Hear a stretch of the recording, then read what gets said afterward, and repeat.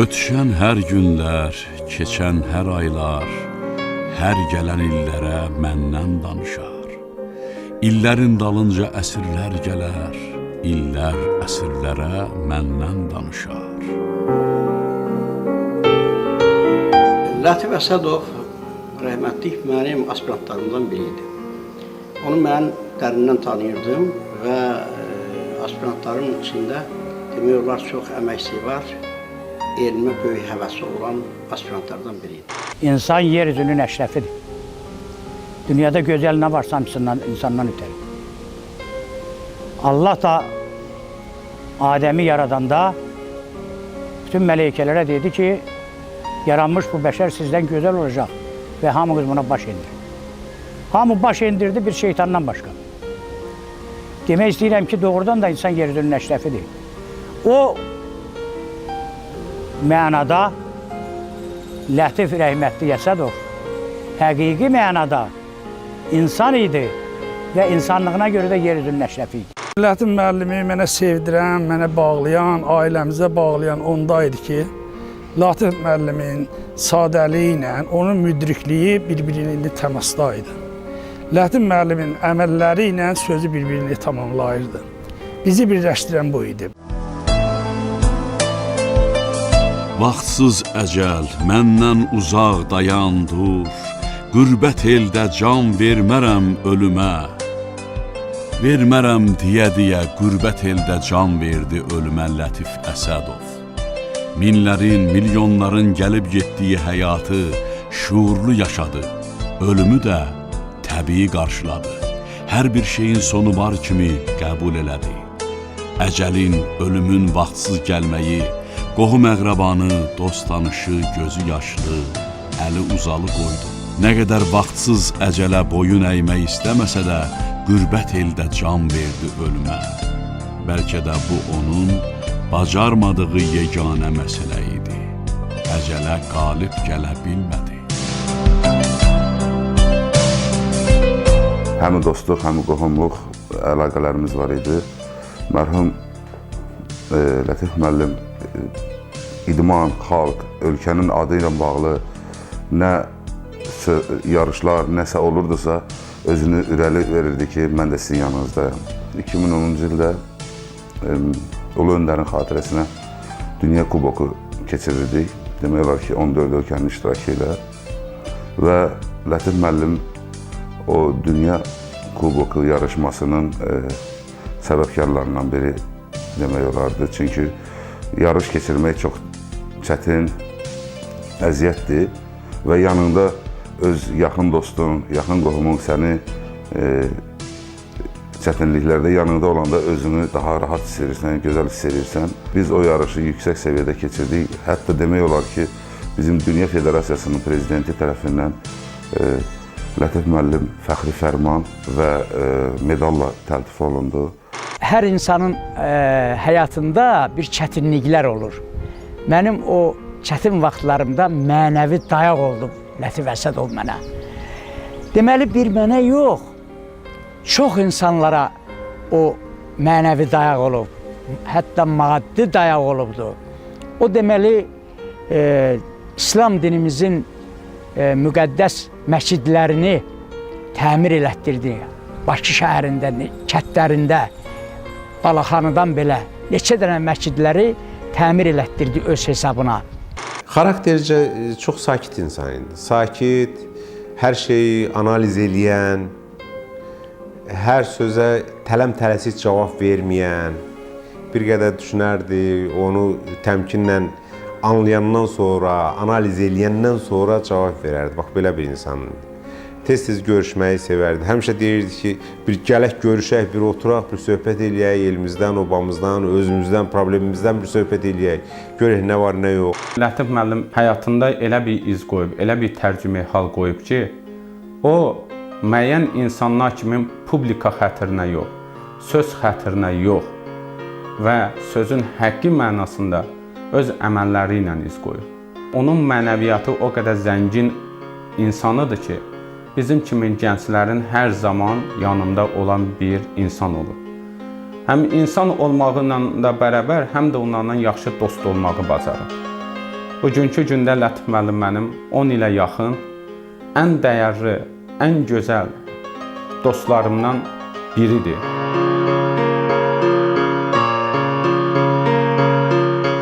Qürbətdə deyildi Lətif Əsədov. Fəqət qürbət onun içində idi. Doğulduğu dədə-baba yurdundan başqa yurtdaşlarımız kimi aralı düşmüşdü. Ayağı gedib çıxa bilmirdi ruhunun söykəndiyi doğma yurt yerlərinə, isti, soyuq xatirələr məkanına. Göyçə malından, basar keçərdən, daşkətdən, yurt yerlərindən qalxan duman topası qara bulud kimi başı üstə dolanırdı. Hara getsə, özü ilə qoşa addımlayırdı. Bərdə, hərbi xidmətdə olduğu Murmansk şəhəri, təhsil illəri, Səməd Ağamalıoğlu adına Gəncə Kənd Təsərrüfatı İnstitutu, təyinatla göndərildiyi Ağdam şəhəri, 50 saylı texniki peşə məktəbi, nəhayət, ömrünü gününü bağladığı Bakı şəhərində yanaşı idi onunla həmən bulud topası, tale payı kimi. Kim idi bu ömür yolunu ona seçdirən? Taleyi mi? Ya qədəri mi? Nə idisə, hər ikisi vaxtsız əcəl kimi başı üstünü kəstirdi. 52 yaşında, ömrün yarı yaşında vida dedi ömür günümüzü dəyirman kimi üyüdən qoca dünyaya. Dünya işığına, evlad sevgisinə, bacı həsrətinə, yar ayrılığına göz yumdu. Biz həyat yoldaşı olmamışıq, bir-birimizə həm dost olmuşuq. Yaxşı cəhdləri çox idi. Bizi bütün qayğılarla əhatə edirdi. Bilmirdik bu dünyanın istisi nədir, soyuğu nədir. Nə desək, o dəqiqə hazır olurdu. Heç vaxt bizdən soruşmurdu nə istəyirsən. Biz elə istədiyimiz şeyi baxırdıq hazırdı. Heç vaxt onun dövründə əziyyət çəkməmişik. Heç nədən əskikliyimiz olmayıb, 5 istəmişik, 10 verib. Lətif əmi mənim üçün qaynata deyil, ata olub. Bundan başqa ilk görüşümüz belə oldu ki, 18 yaşındaydım, daha nişanımız olmamışdı. Bir gün baxdım, tanımadığım bir nömrədən mənə zəng gəldi. Götürdüm telefonu, dedim mən Vüqarın atasıyam və səninlə görüşmək istəyirəm. Mən çox həyəcanlandım. Görəsən niyə mənimlə görüşmək istəyir, nə deyəcək deyə. Məni iş yerinə çağırdı. Gəldim, yol boyu düşündüm ki, çox həyəcanlıydım. Görəsən mənə nə deyəcək. Gəldi, məni elə bir qarşıladı ki, Lətif əmi, o həyəcandan əsər əlamət qalmadı. Oturduq, danışdıq, görüşdük, mənə belə bir söz dedi. Dedi, yəqin ki, sən də fikirləşirsən ki, niyə mən oğlumu bu qədər tez evləndirmək istəyirəm. Onda Vüqarın da 18 yaşı var idi, mənim də. İkimiz də 3-cü kursda oxuyurduq Tibb Universitetində. Dedim, mən bilirəm ki, dedim, mənim 5 il ömrüm qalıb. Mən istəyirəm evləndirim, bir oğlum var, onun xeyir işini görüm, nəvəm olsun, adımı qoyun, dedi. Mən heç bir söz demədim, bir tanışlıq görüşməsi idi, amma Lətif əmi mənim yadımda çox gözəl qalıb. Tələbkar kimi tələbkar idi, ancaq hər şey yerində tələb edirdi. Gərəyindən artıq heç bir tələbi yox idi. Nə istəyirsə, nə tələbi var idisə, hamısı bizim özümüzə görə idi. Çox qarışkeş idi. Arzusu idi ki, həkim olum. Dövran ilə gətirdi ki, elə həkim oldum. Ata oğuldan daha çox dost kimi idi. Bizim aramızda elə sirlər var idi ki, indiyən kimi də heç kəs onu bilmir. Elə məsləhətləri də var idi ki, o məsləhətləri inanmıram ki, indiyən kimi kimsə kiməsə verə bilər.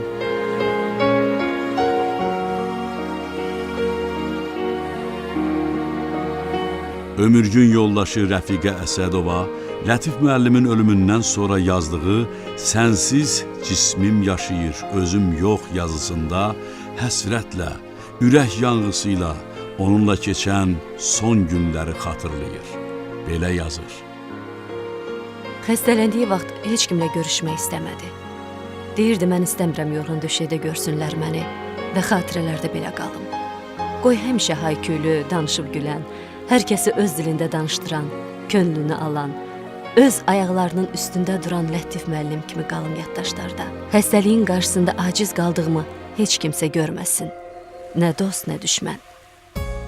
Bu detal insan xarakterinin müəyyən cizgilərini açır, şuurlu və xeyirxah bir ömür yaşayan Lətif müəllimin ucalığından soraq verir.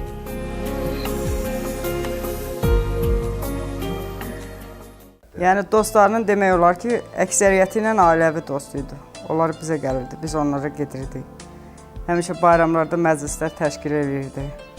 Hamı bir yerdə olurdu. Aşıq məclisləri ən çox sevirdi. Sən nəvələrini çox həddindən artıq sevirdi, həddindən artıq. Lətiflə nəfəs alırdı. Yəni ona görə öz adını vermişdi. Həmişə söylürdü ki, qoyun qapıdan bir kət çağıranda deməsinlər ki, Lətif yoxdur, ölüb. Yəni ölümünü əvvəlcədən elə bir ki, bilirdi. Deyirdi, qoyun nəvəm çıxsın, desin ki, mənəm Lətif.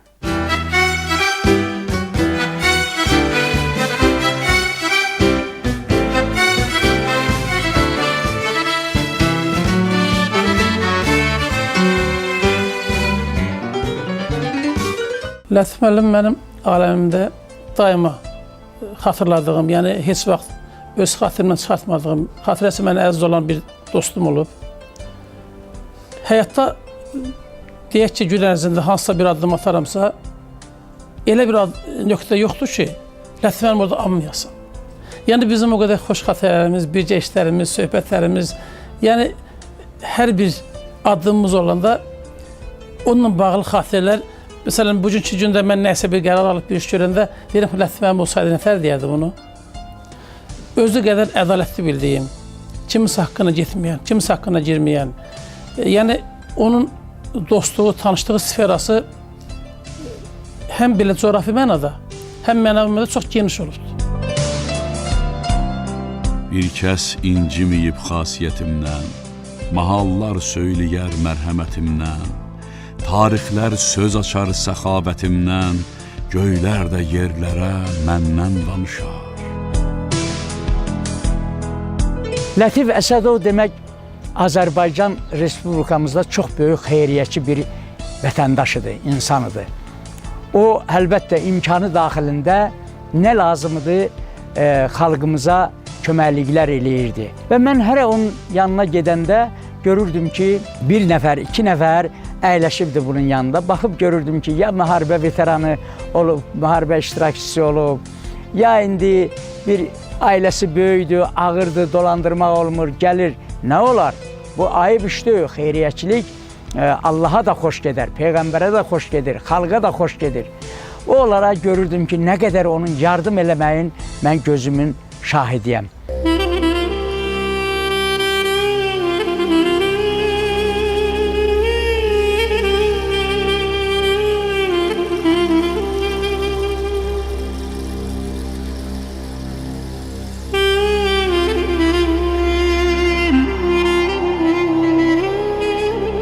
Göyçə gölünü üzük kimi dövrəliyən Göyçə mahalı 1948-ci ilə qədər Azərbaycanlıların sıx yaşadığı tarixi mahal idi. 1930-cu ildə Göyçənin ərazisi 5 inzibati rayona bölündü. Bunların ən böyüyü Basarkeşər idi. Qədim Oğuz Türk oylağı olan Daşkənd kəndi yuxarı, aşağı Şorca, Sarı Yaqub, Qayabaşı, Qoşabulaq, Basarkeşər, Qırxbulaq kəndlərinin əhatəsində yerləşirdi. Ərazisinə görə Basarkeşər rayonunun Azərbaycanlılar yaşayan kəndlərindən ən böyüyü olub. Ermənistanda Azərbaycan mənşəli toponimlərin izahlı lüğəti kitabında Daşkənd haqqında məlumat verilir. Daşkənd, Basarkeşər rayonunda kənd adı 1590-cı ildən yazılı mənbələrdə məlumdur. 19-cu əsrdə İrəvan quberniyasının Novobayazid qəzasında Daşkənd kimi qeyd olunub. Mənbədə kəndin maldarlarının Keyti dağında Tərsa adlı yurt yerində yayladıqları göstərilir. 1919-cu ildə əhalisi qovulub. 1922-ci ildə bir hissəsi qayıdıb, yenidən məskunlaşıb. Daşlıq, qayalıq yerdə kənd mənasındadır. 1988-ci ildə sonuncu yurttaşına dək qovulub dağıdıldı.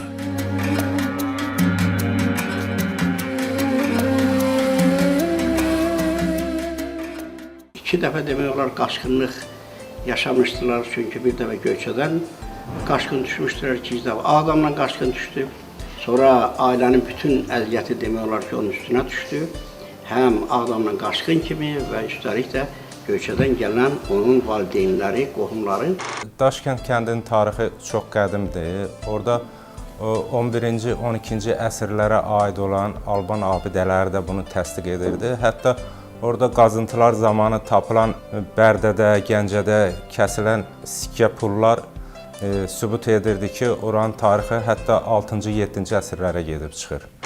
Daşkənd kəndi Basarkeçər rayonundan 8 kilometr Kəlbəcər istiqamətinə dağlıq ərazidə yerləşmiş bir kənd idi. Kəndin ortasından sıldırım bir qayalıq keçirdi. O, həmin o qayalıq kəndi iki hissəyə böldü. Qayanın üst tərəfi, bir də qayanın alt tərəfi.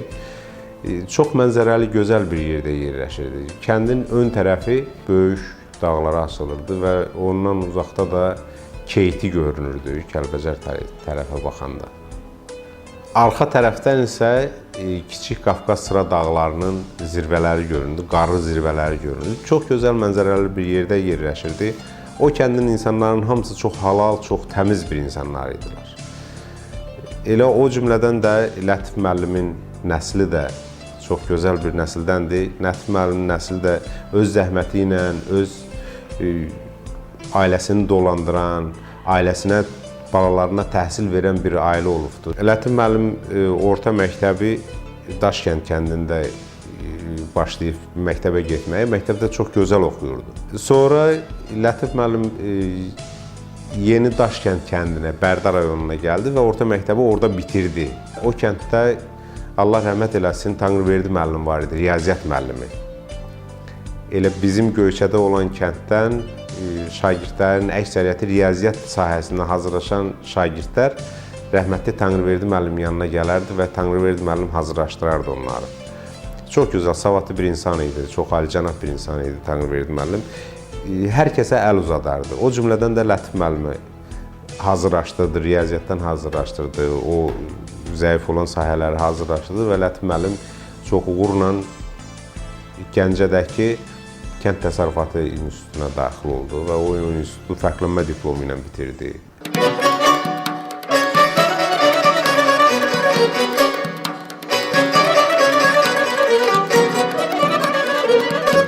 Burada oxumuşam, bəli. Tanrıverdi müəllim mənə riyaziyyatdan dəstəkdir. Təhsilimi, riyaziyyat bilimi bu Yeni Daşkənd kənd orta məktəbindən almışam. Orada doğulmuşam, burada oxumuşam, buradan hərbi xidmətə getmişəm. Bu Daşkəndə gələndə öz doğma kəndim bilirəm. Öz doğma kəndim kimi qəbul edirəm və mənim üçün ən sevinçlinici haldır ki, mən özümü bu kənddə hiss edirəm. Daşkənddə bir neçə qollar, nəsillər var. Onlardan biri də Hacı Hüseyin nəslidir. Hacı Hüseynin Kərbəlayı Bədəl, Məşədi Mirzə, Məşədi Göyçək və Fəxri adında 2 oğlu, 2 qızı olub. Hacı Hüseyin nəslinə ocaqverlilər də deyiblər. Kərbəlayı Bədəlin böyük oğlu Rəsullular nəslindən olan xatınla ailə qurub. Bu evlilikdən Məşədi İsmail və Əvzər anadan olub. Kərbəlayı Bədəlin 2-ci oğlu Ocaqverdi Məmmədin qızı Xeyransanı alıb. Onların Əsəd, Məhərrəm, Fərrux və Böyük kişi adında 4 oğlu olub. Əsədin yeganə oğlu Sayad Bədalov 1912-ci ildə anadan olub. 1935-ci ildə ailə qurub. Sayadla Sənəmin ailəsində bircə oğul Frunze dünyaya gəlib. O 2006-cı ildə həcc ziyarətində olub. Ulu babası Hacı Hüseyin kimi o da oruç tutub, namaz qılan, dini ayinlərə əməl edən bir el ağsaqqalıdır. Hacı Frunze babalar nəslindən olan Babışın qızı Suyatel xanımla evlənib. Bu, sadə və zəhmətkeş ailədə 3 oğul, 1 qız dünyaya gəlib. Lətif, Aftel, İlqar və Zülfüqar.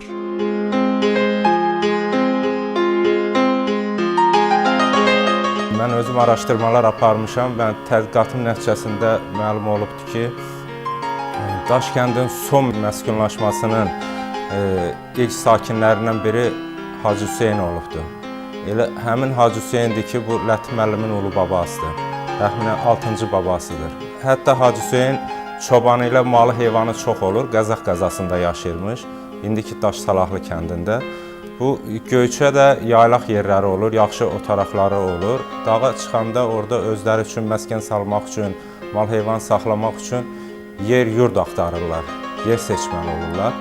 Gedirlər indiki Daşkəndin yerinə çatanda çobanla ikisi imiş. Görür ki, burada deməli xarabalıqlar var, evlərin xarabalıqları var. İnsanlar müəyyən müddət imiş köçüb gediblərmiş, dağılıblarmış oradan. Xarabalıqlar var, kol-koslar var, xırda ağaçlar var. Bu zaman çoban deyir ki, hacı, burada bir yanı balalı qoyun var, yanı quzulu bir qoyun var. Qoyuna baxırlar ki, qoyunun gözü kördür, yanında da bir balası var. Hacı Hüseyin deyir ki, çoban, elə bura ruzili, bərəkətli yerdir, biz burada yaşayacağıq. 1972-ci il isti yay ayları idi. Elə oldu ki, dövlət tərəfindən xəbər verildi ki, İrəvanda Göyçə mahalında Aşıq Ələsgərin 150 illiyi idi. Gərək bütün incəsənət ora getsin.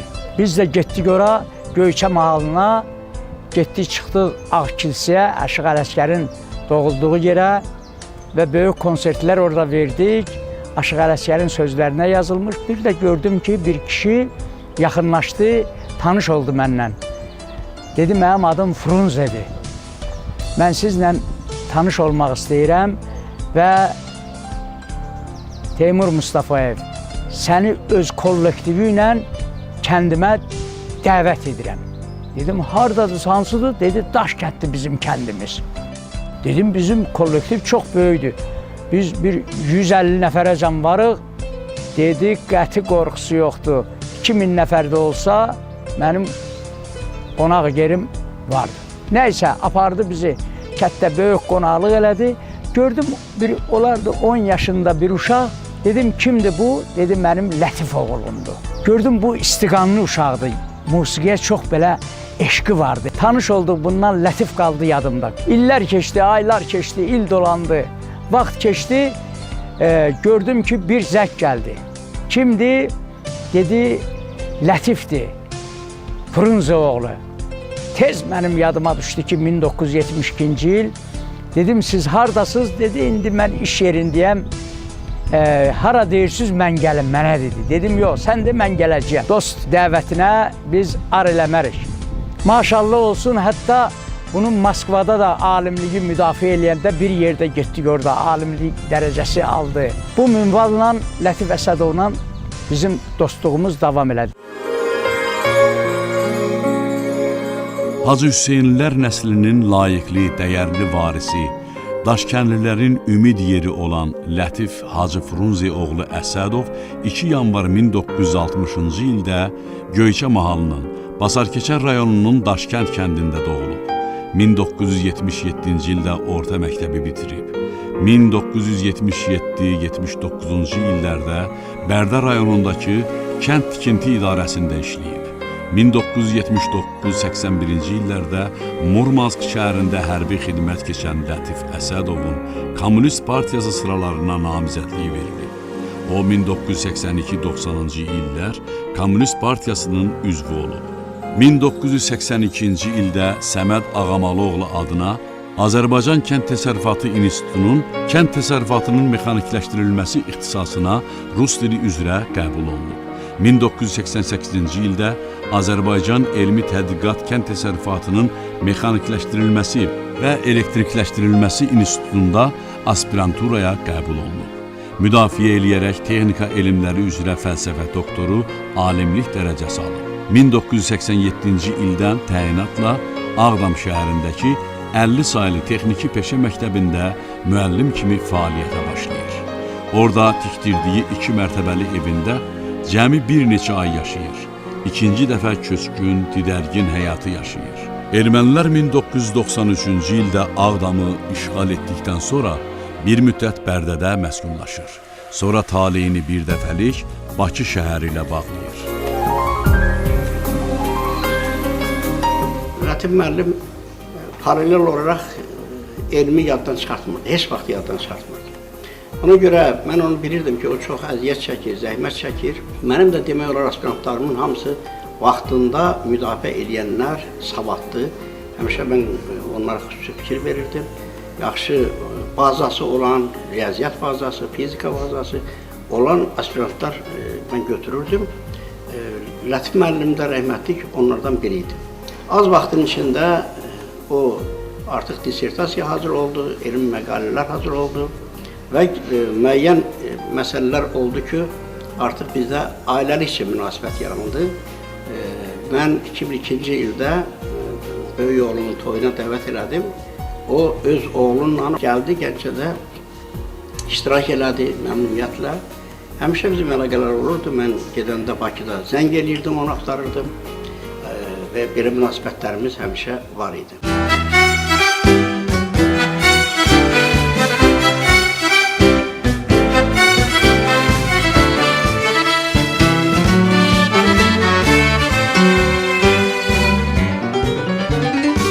Onunla hər hansı bir məsələni müzakirə eləyəndə həmin məsələyə biraz fəlsəfi yanaşardı. Biraz uzaqdan başlayardı. Onu çalışardı ki, həm söhbətinə izah eləsin, hər hansı bir problemin mənasını və onun həllini izah eləməyə çalışırdı. Bir fəlsəfi fikirli bir insan idi. Bax, mən Lətif müəllim deyəndə elə düşünürəm, elə görürəm onu. 1988-ci ildə görkəmli mühəndis Yaqub Hacıyevin qızı Rəfiqə Hacıyeva ilə ailə həyatı qurub. Vüqar adlı bir oğlu, Aytən adlı bir qızı var. Nə yaxşı ki, sağlığında oğluna toy elədi. Oğlu ailə həyatı qurdu. İndi Lətif müəllimin ocağında onun adını daşıyan nəvəsi böyüyür.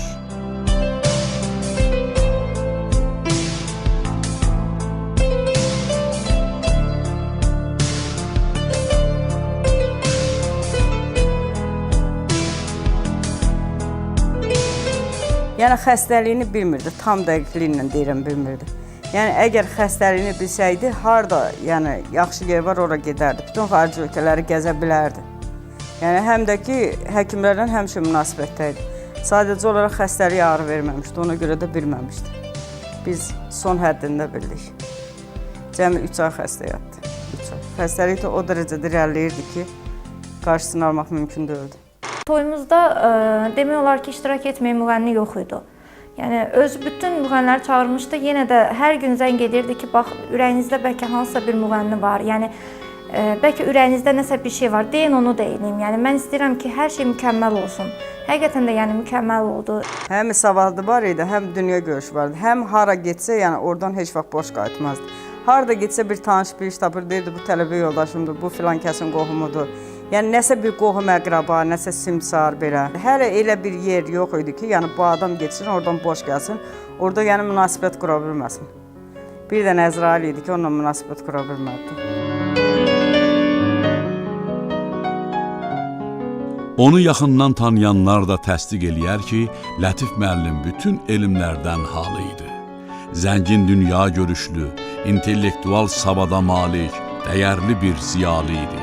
O bir vətəndaş kimi ölkədə gedən ictimai-siyasi prosesləri izləyir, mətbuatla yaxından əlaqə saxlayırdı. Xüsusən bədii ədəbiyyatın, aşıqların və aşıq yaradıcılığının vurğunu idi. Xeyli sayda şeirləri əzbər bilir, danışığında dahi insanların müdrik sözlərindən istifadə edərdi. Aşıq yaradıcılığının təbliğində müəyyən xidmətləri olub. Bir çox aşıq və el şairlərinin kitablarını çap etdirir.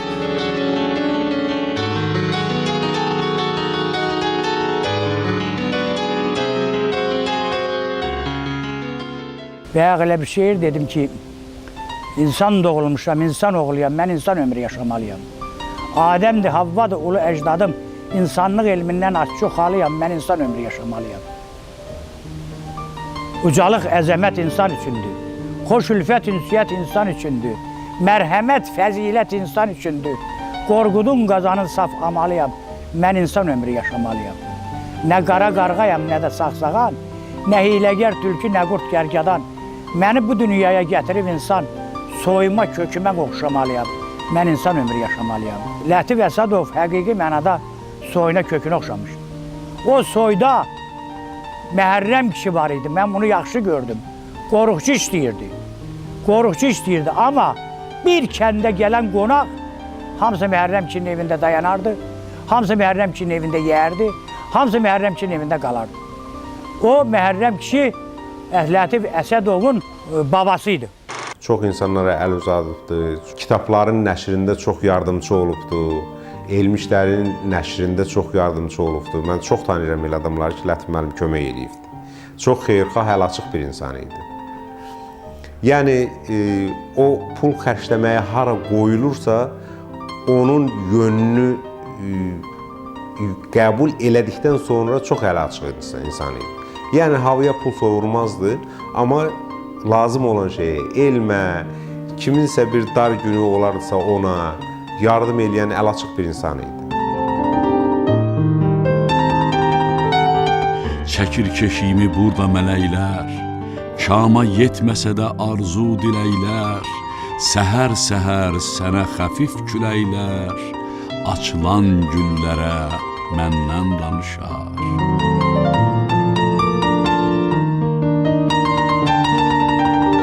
Deyirlər ki, səxa əldə olar. Filankəsin ayağı sayalıdır, filankəsin əli sayalıdır, səxa ilə qəlbi səxavətlidir. Amma Lətif müəllimi, siz buna inanın ki, nəinki əli, qəlbi köllü səxalı idi. Lətif müəllimin mimikası da səxalı idi. Qaşı gözü də səxalı idi. Bir insana yaxınlaşanda görsən adama deyir ki, ay onun baxışından zəhər yağır. Amma Lətif müəllimin baxışı elə idi ki, Lətif müəllimin baxışından da, qaşından da, gözündən də səxa yağırdı. O saat istəyirdi ki, bu sana qarşı mərhəmətlidir. Mən Lətif müəllimlə 20 neçə il dostluq eləmişəm. Həyatımda çox insanlar olub, indi də gözəl dostlarım var. Ancaq heç biri Lətif müəllim kimi ürəyimə girməyib. Mən onunla danışanda həmişə kövrəlirəm. Ona görə kövrəlirəm ki, onun insanlığı qarşısında baş əyirəm. Lətif müəllimin ürəyi çox genişdir. Hüseyin Caviddə bir gözəl söz var. Deyir, kimin ülvü isə ruhu, söz onundur. Əsri nəfs olan daim zəbundur. Lətif müəllimin ruhu pakıdır, eşqi alovlanırdı, insanlıq naminə alışıb yanan bir adamıdır. Ona görə də hamıya əl tuturdu. Lətif müəllim bizim məktəbdə bir il oxuyubdur. 25 sinifi olan bir orta məktəb çör-çöp yandırırdı. Lətif müəllim gəldi, o məktəbin bütün istilik sistemini düzəltdi. Öz hesabına. Neçə xəstələrə yardım elədi. Neçə gözləri açdı. Onun timsalında biz bir mahalın qolunu, qüvvətini itirmişik. Onun timsalında biz bir elin dizinin girini itirmişik. Mənim neçə kitablarıma xeyirxalıq eləyib, sponsorluq eləyib. Alqaydın neçə kitablarına xeyirxalıq eləyib, sponsorluq eləyib çıxardım.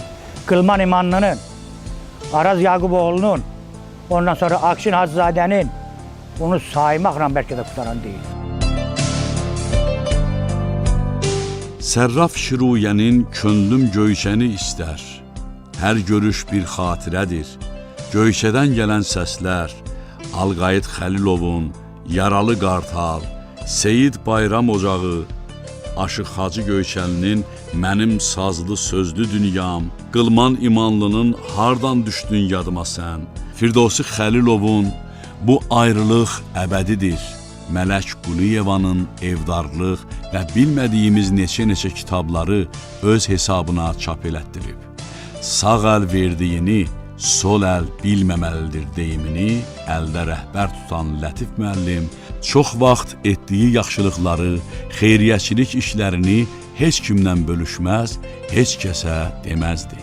Böyük missioner Hacı Zeynalabdin Tağıyevin xeyriyyəçilik missiyasını layiqincə davam etdirən Lətif müəllim illər öncəsi Hacı Zeynalabdin Tağıyev mükafatı ilə təltif edilmişdi. Bəlkə də mənim qəlbimdə heykəl qoyduğu bir dostlarımdandır. Bugün həyatda olmasa da o mənim kimin insandan yaşayır. Onun yoldaşı Rəfiqə xanımla ayda 2 dəfə, 3 dəfə, 4 dəfə olsa da mən onlarla əlaqəmi heç vaxt kəsmirəm. Dostumun ailəsidir. Hər zaman soruşuram, hər zaman arayıram. Ona görə ki, o dostum mənim həyatımda, mənim inkişafımda böyük bir iz qoyur. Və ona görə də ki, bundan sonraki mənim həyatımda nə qədər uğurlarım var, nə qədər böyük nailiyyətlərim var. Mən hansı zirvədə olsam, harda olsam da Lətif müəllimin orada imzası olacaq.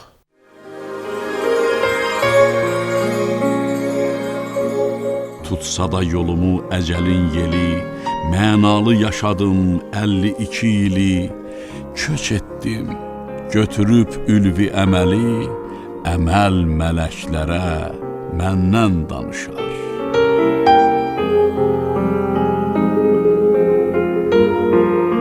Həmişə danışıqların çoxunda Qurandan sitat gətirərdi.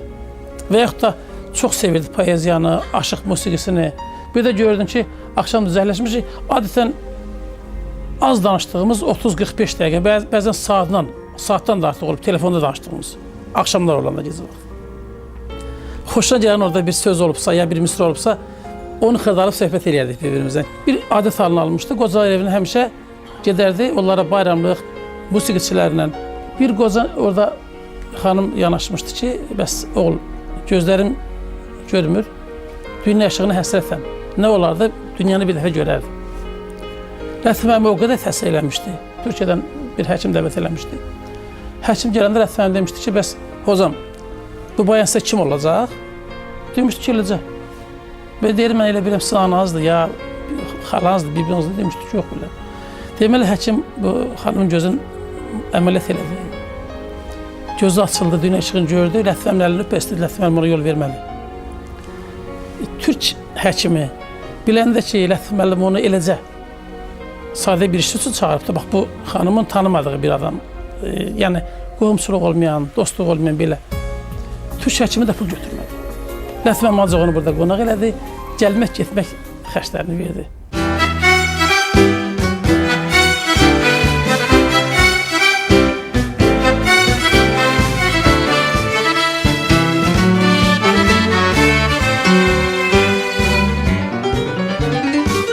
Çox gözəl ağsaqqal idi. Mən hər yarışdan gələndə demək olardı ki, hər yarışdan gələndə biz onunla görüşürdük, müəyyən məsələləri biz məsləhətləşirdik. Və həmişə onun öz bir sözü var, biz qohumuq, heç vaxt utanmaq lazım deyil, heç vaxt çəkinmək lazım deyil. Əgər burada bayraq, millət söhbəti gedirsə, idmançıların, respublikanın şərəfini qoruyursa, mən də sənin yanındayam. Yəni, mən o insan bizim aramızda indi yoxdur. Allah Teala onun ruhunu şad eləsin. Həqiqətən də xalqını, millətini sevən bir gözəl insan idi Lətif müəllim.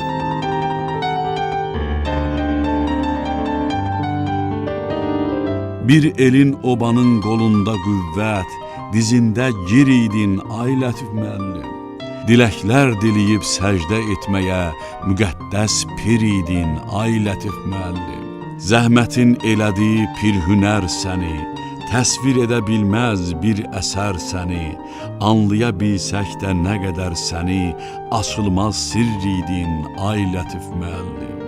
Gərək heykəlləşsin səxalı əlin, xalq üçün, el üçün hər xoş əməlin, dilindən düşməzdi vətənin, elin, millətlə bir idin ay Lətif müəllim. Son illər ürəyinə danmışdı ki, dünyasını dəyişəcək. Nəvəsinə öz adını qoymasından biraz rahatlıq tapsa da, sanki bütün işləri qısa müddətə bitirməyə tələsirdi. Keçən ilin yay aylarında Bilgəh Qocalar evindəki görüşdə söylədiyi fikirlər onun insanları, yurttaşları necə sevdiyindən xəbər verir. Əziz ata və analarım, əgər gələn il Ramazan bayramında gəlməsəm, bilin ki, mən həyatda yoxam. Xeyirxahlığın, nəcibliyin ən gözəl nümunəsi. Bir-birimizə bizi bağlayan xüsusiyyətləri o idi ki, Lətif müəllim çox imanlı şəxsidir. Əsas da insana məxsus olan böyük keyfiyyətlərdən biri odur ki, qəlbində iman olsun. İman olan insanla da dostluq etmək çox asandır. Ona görə imanı olan insanın ədaləti də olur, demokratiyası da olur və sözün deməyi də bacarır.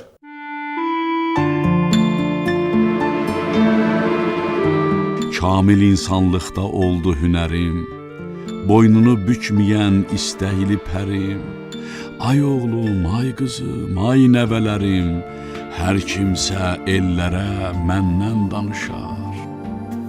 Ömürgün yoldaşı Rəfiqə Əsədova Sənsiz cismim yaşayır, özüm yox yazısında daha sonra yazır. Lətif, səni həmişə arzulayırıq ki, yanımızda olasan. Amma başa düşürəm ki, bu mümkün deyil. bayramlarda daha çox yerin görünür. Səndən sonra 3 bayram olub. Yeni il, 8 mart və Novruz bayramı. Sənsiz bayramlar da sönük keçir. Sənsiz bu həyata alışmaq, uyğunlaşmaq mümkün deyil. Novruz bayramında gözlərim qapıda qaldı. Gəlmədin ki, gəlmədin. Tarixə düşmüş şəxsiyyətlər var. Biri var tarix yaradan şəxsiyyətlər, biri var tarixləşmiş şəxsiyyətlər. Lətif müəllim tarixləşmiş şəxsiyyət idi ki, o tarixə adını saldı getdi. Necə ki, Hatəmi Tayin kimi. İndi məzarının önündə uşaqlarımızla dayanmışıq. Lal dinməz, yəni bu sənmisən? Məzar daşının altında yatan sənmisən? Qəbrinin üstünə qərənfil qoyduq. Yasin oxutduq. Bundan başqa əlimizdən heç nə gəlmir. Səni tək qoyub evimizə döndük. Sənsiz döndük. Sən öz qapısız, pəncərəsiz soyuq evində. Biz də öz evimizdə. Deyirlər, ölənlə heç kim ölmür. Amma mənim cismim yaşayır. Özüm yox.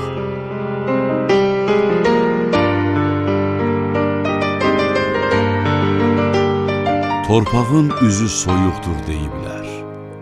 Ötən vaxt, zaman ayrılığı unutturur adama. Ancaq öz xeyirxahlıqları ilə xatirələrdə əbədi yuva quranları zaman küləkləri doğma yaddaşlardan silə bilmir. Yaddaşsız yaşamaq isə mümkün deyil.